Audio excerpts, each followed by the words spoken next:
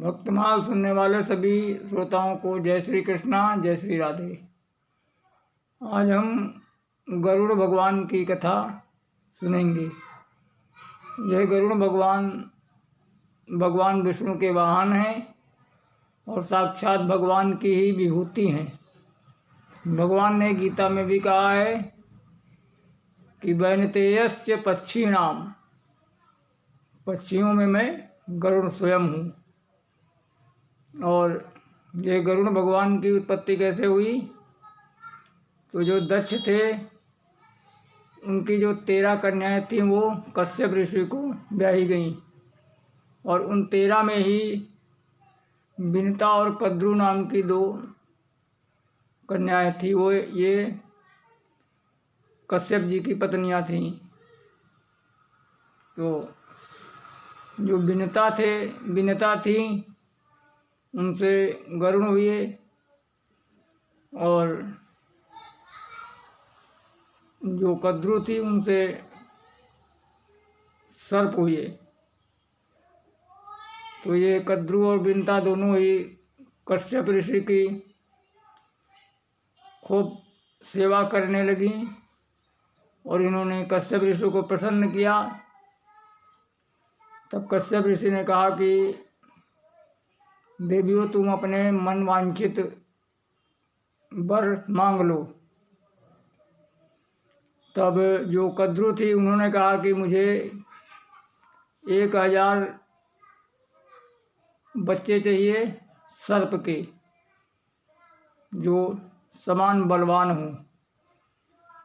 और विनिता ने कहा कि मुझे 2 ही बेटे चाहिए जो इनके 1000 बच्चों से श्रेष्ठ और बलवान हों। इतना कहा तो कश्यप ऋषि ने कहा तथास्तु, ऐसा ही हो। और जो कद्रू थी तो उन्होंने 1000 अंडों का पाला पोसा और 500 वर्षों तक पालने पोसने पर उनसे 1000 सर्प प्रकट हुए। उन अंडों से फोड़कर निकले 500 वर्ष में। और उनमें जो ये सर्प हैं कालिया, तक्षक, ये सब कद्रू की ही संतानें हैं। तो और जो विनिता थी उनको 2 ही अंडे उनको प्राप्त हुए। तो जब अपनी वो जो उनकी सौत थी कद्रू, उसको देखकर कि इनके बच्चे तैयार हो गए, तो विनिता ने जल्दबाजी में, जब 500 वर्ष में इनके 2 अंडों से कोई बच्चा नहीं निकला, तो इन्होंने जल्दबाजी से 1 अंडे को फोड़ दिया। तो जब 1 अंडे को फोड़ दिया तो उसमें एक बालक निकला जिसका ऊपर का शरीर विकसित हो गया था और नीचे का शरीर नहीं था। यह देखकर ये घबरा गई और उस बालक ने विनिता को श्राप दे दिया कि तूने अपनी सौत के चक्कर में जल्दबाजी किया है, इसके लिए जा तू 500 वर्षों तक इसकी दासी रहेगी। और वही बालक अपनी लालिमा कांति लिए हुए प्रकट हुआ, तो उसका नाम रखा अरुण।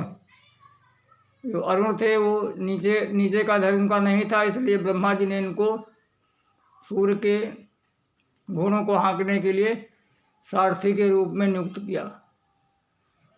और अरुण ने कहा कि माता जी, अब इस जो दूसरा अंडा है इसको जल्दी मत कर देना, ये अपना समय आने पर ही फूटेगा। तो अब जब दूसरे अंडे का समय हुआ तो बहुत दिनों के बाद वो अंडा फूटा और उससे गरुड़ जी की उत्पत्ति हुई। और गरुड़ जी जब गरुड़ जी की जब उत्पत्ति हुई, तो जब गरुड़ जी की उत्पत्ति हुई तो समस्त संसार में प्रलय काल के समान तेज फैल गया। और तब सभी देवताओं ने आकर विनती किया। तब गरुड़ जी ने अपना तेज समेटा और गरुड़ जी का प्राकट्य हुआ। इस प्रकार गरुड़ जी बहुत बलवान थे। तो और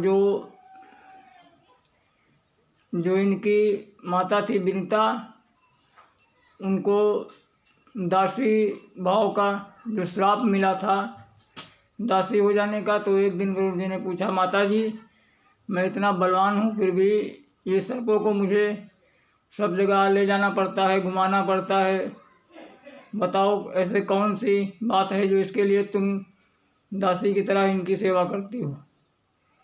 तब विनीता ने पूर्व की कथा बताई। कहती हैं, बेटा एक बार मैं और तेरी ये जो मौसी थी, ये हम दोनों बैठी बातें कर रही थी और उसमें बातें ये हुई कि सूर्य के जो घोड़े हैं उनकी पूँछ कैसी है। तो मैंने कहा कि सफ़ेद पूँछ है और कद्रू ने कहा नहीं काली है। तब मैंने अपने बेटे अरुण से पूछा तो उसने भी बताया कि सफ़ेद है, और लेकिन कद्रू ने कहा काली है। तो बोली कि अगर पूछे जिसका प्रश्न गलत होगा वो 500 वर्षों के लिए दासी बन जाएगा दूसरे की।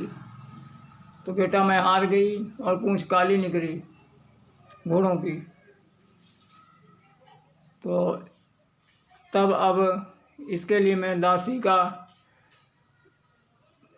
जो दासी बनने को मुझे वचन हार गई हूँ वो मैं पालन कर रही हूँ। और जब इस प्रकार दोनों ने बातें कर ही रही थी कि इतने में जो सर्प थे वो आए। उनने पूछा कि माता क्या हुआ। तो कद्रू ने कहा, बेटा मुझ में और तेरी मौसी में शर्त लगी है कि सूर्य के घोड़ों की जो पूँछ है वो सफ़ेद है काली। तो सर्पों ने कहा कि माता पूँछ सफ़ेद है।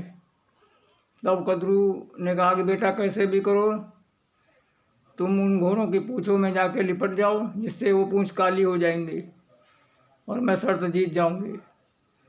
तो सर्प गए और घोड़ों की पूँछों में लटक गए, चिपक गए।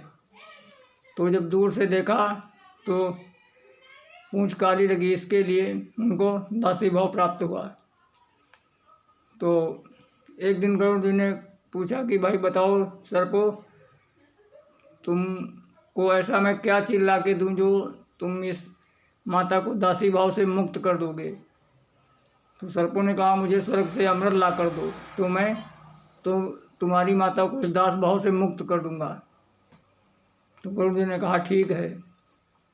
और गरुड़ जी स्वर्ग गए और वहाँ पे देवराज इंद्र से कहा कि हमको अमृत चाहिए। तो इंद्र ने कहा कि भाई अमृत तो नहीं मिलेगा और तुम जो चाहो ले सकते हो। गरुड़ ने कहा मुझे तो चाहिए और मैं ले जाऊंगा, चाहे चाहे कैसे भी ले जाना पड़े। तो इतना कहने पर एक दूसरे में तनातनी हुई और देवता लड़ने के लिए तैयार हो गए और अंत में युद्ध हुआ। जब युद्ध हुआ तो जो देवराज इंद्र थे उन्होंने वज्र का प्रहार कर दिया गरुड़ जी के पे, जबकि गरुड़ जी को पहले ही वरदान था कि इनके पे इतने बलवान थे कि कोई भी अस्त्र इनके पे काम नहीं करेगा। तब भी गरुड़ जी इतने महान थे कि उन्होंने वज्र का मान रखने के लिए अपना एक पंखा गिरा दिया और इंद्र से कहा कि देखो मैं तुम्हारे इस वज्र का मान रख रहा हूँ इसलिए एक पंखा गिरा रहा हूँ और बाकी ये तुम्हारा वज्र मेरा कुछ नहीं कर सकता। जब ये देखा तो इंद्र आश्चर्यचकित हो गया और उसने गरुड़ से मित्रता कर ली और बोला कि चलो तुम अमृत ले जाओ, लेकिन ये बताओ कि ये सर्पों को नहीं मिलना चाहिए क्योंकि सर्प पी लेंगे तो ये अमर हो जाएंगे और पूरे संसार को नष्ट कर देंगे। तो गरुड़ ने कहा मैं लाके दे दूंगा और तुम चुपचाप आना और उसको आके ले जाना। तो इंद्र ने कहा ठीक है। इस प्रकार गरुड़ जी ने सर्पों को लाकर अमृत दिया, तो सर्पों ने तो तब तक इंद्र भेष बदल कर आया और उसने कहा कि भाई सर्पों, तुम पहले शुद्ध स्नान कराओ तब बाद में अमृत पीना। और अमृत के कलश को कुशा के ऊपर रख दिया। तो भाई अमृत पवित्र चीज़ है और तुम स्नान करके आओ तब पियो। तो सर्प सभी स्नान करने चले गए और जो इंद्र थे वो कलश को लेकर वापस स्वर्ग में चले गए। और जब स्वर्ग में चले गए तो वापस आके यहाँ सर्पों ने देखा कि भाई अमृत तो है ही नहीं, तो उन्होंने वो कुशा थी जो वही चाटने लगे। तो जब कुशा चाटने लगे तो इनके जीभें फट गई। इन्होंने सोचा कि शायद कुशा में थोड़ा अमृत लगा होगा, लेकिन इनके जीभें ही फट गई, इसलिए सर्प की 2 जीभियाँ हो गई। और तब तो गरुड़ जी ने अपनी माता का दासित्व से मुक्ति दिलाया और गरुड़ जी बहुत महान थे तथा भगवान विष्णु ने इनको संपूर्ण गरुड़ पुराण की कथा इनको सुनाई है। सभी तरह तरह के नरकों की यातनाएं इनको बताई है और संपूर्ण गरुड़ पुराण भगवान ने ही गरुड़ जी को सुनाया है। और गरुड़ भगवान बहुत ही बलवान हैं और जो गिरिराज जटायु और संपाति थे वो इन्हीं के ही वंश के थे। जो अरुण थे उनके ही पुत्र थे। गिरिराज जटायु और संपाति ये उनके ही पुत्र थे। इस प्रकार आज हमने गरुड़ भगवान की कथा सुनी। गरुड़ भगवान के जो पंख हैं उनसे सामवेद की ऋचाएँ निकलती रहती हैं। और एक बार इन्होंने सूर्य भगवान से कहा कि मुझे आप वेद का अध्ययन करा दो। तो सूर्य भगवान ने कहा कि भाई आप पक्षी हो, इसके लिए आप अध्ययन नहीं कर सकते हो वेद का। तो गरुड़ भगवान ने सोचा कि चलो मैं तपस्या के द्वारा वेदों का प्राप्त करूंगा वेदों को। इसके लिए वो तपस्या करने चले गए। और इधर सूर्य ने सोचा कि अगर मैंने इनको मना कर दिया है, ऐसा ना हो अपने भाई को जो सारथी के रूप में नियुक्त हैं वो ना इनको बुला लें वापस। तब सूर्य भगवान ने गरुड़ के पास कहा कि भाई गरुड़,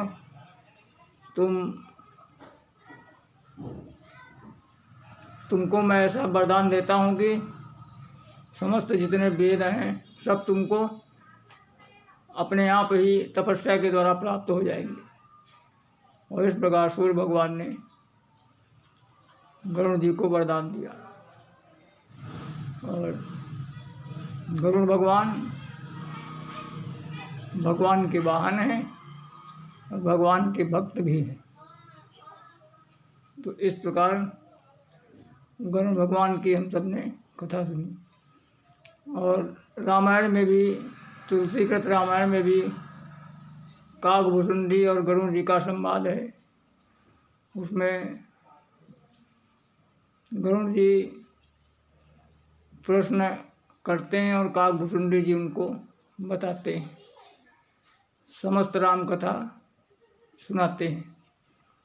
तो इस प्रकार गरुड़ भगवान बहुत ही भक्त और भगवान के सेवक हैं तथा भगवान के वाहन भी हैं और भगवान के पार्षद भी। तो ये कथा गरुड़ भगवान की है। जय श्री कृष्णा, जय श्री राधे।